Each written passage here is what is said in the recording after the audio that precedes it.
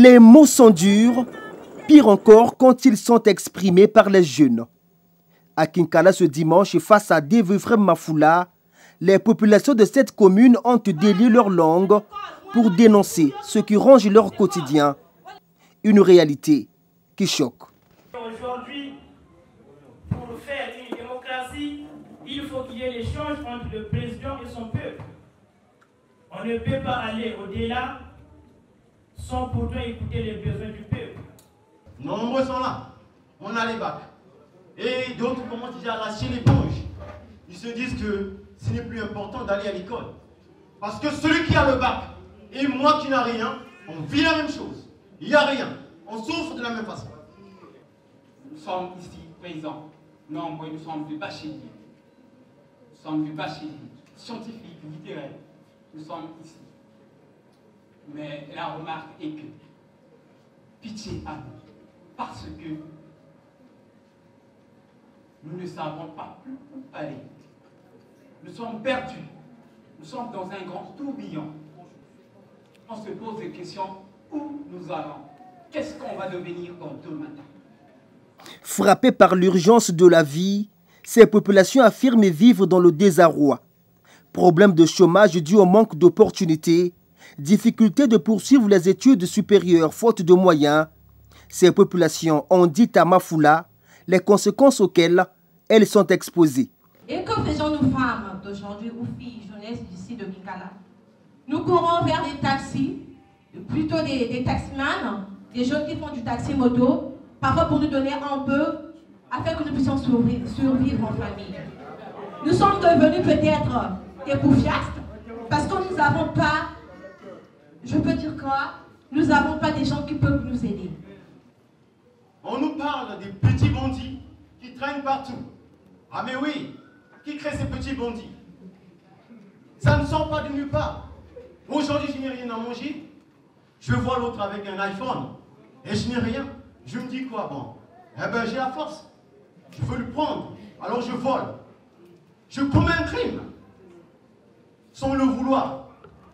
Et pourtant, j'ai un cerveau, je réfléchis. Je sais distinguer le bien et le mal. Mais les conditions me poussent à faire du n'importe quoi. Ce n'est pas bien. À Kinkala, Devefrem Mafoula et le parti Les Souverainistes sont allés lancer officiellement le Mbongi Tour. Une série de dialogues avec les populations initiées dans le but d'écouter les Congolais dans leur espace de vie. Il faut que nous soyons capables d'en parler comme ça. Ce Mbongi est initié pour cette raison. Parler, moi, ça me permet de déranger ceux qui sont en train de diriger ce pays. Ça me permet de leur dire, écoutez, parce que là, tout le monde va écouter. Ils le savent. Mais si on ne se lève pas pour leur dire, il faut changer ça, parce que, écoutez la jeunesse de notre pays. Et moi, dans ma démarche, je voudrais que demain, qu'on occupe les jeunes. Dans leur doléance, ces populations disent non à tous ceux qui ne viennent que pour des promesses fallacieuses et démagogiques. La réponse du président des souverainistes est qu'il n'est pas un vendeur d'illusions.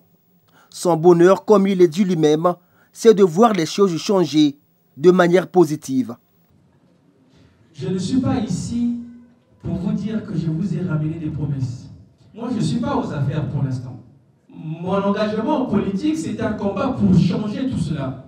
Parce que qu'est-ce qui manque dans notre pays pour qu'un enfant qui a la volonté d'aller à l'école puisse aller jusqu'à l'université et terminer son cursus? Rien. Mais il y a un problème de volonté. Il y a un problème de priorité dans notre pays. La priorité, c'est ailleurs. La priorité, c'est la politique. On nourrit les hommes politiques. Et moi, je voudrais qu'on fasse le contraire. Tout l'inverse. Eux, s'ils ont échoué, ils ont échoué. Mais est-ce que nous devons aussi échouer parce qu'ils ont échoué? Je ne pense pas.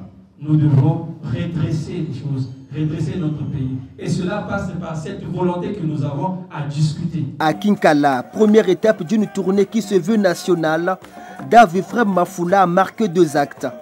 Le premier, ici, à la place André Grenard-Matoua, où il est allé à la visite de cette stèle en hommage à celui qui lui aurait inspiré en politique, selon ses propres dires.